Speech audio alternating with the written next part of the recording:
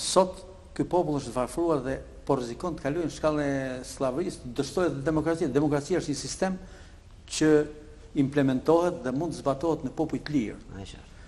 Varfëria te s'kash me këtij populli po i skllavron për ditë njerëzit. S'ka po bën të mundur që të fusin një rreth ciklik shumë të rrezikshëm. Politikan abuziv me para të nevojshme për të blerë varfërinë dhe skllavërinë, por ne besojmë që ka ky vend ka njerëz idealistë dhe ka njerëz me integritet dhe të fortë. Dhe një nga këta njerëz të fortë është zoti Kujtim Sherifi.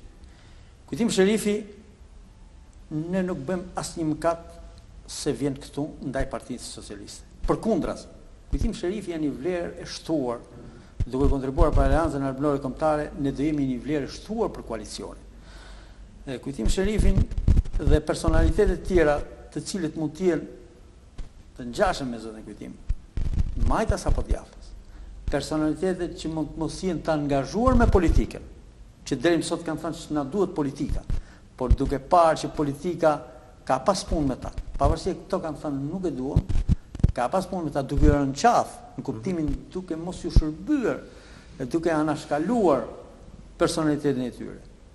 Ne e kemi mision që këta njerëz, pavarësisht nga vin, por që kanë valencën e mjaftueshme, kanë vlerën e spikatur dhe janë dinjitoz për interesin publik, ne do t'u japim këtë mundësi.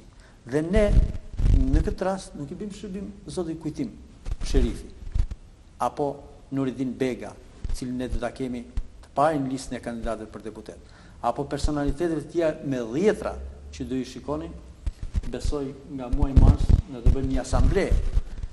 Një asamblee për i cilës do të zgjidhet kryetari, tani është i emëruar e paraparë edhe në statutin e Aleancës Armëndore, ne kemi statutin, kemi gjithë rregullat e funksionimit të partisë, strukturore dhe frymën në këtë statut.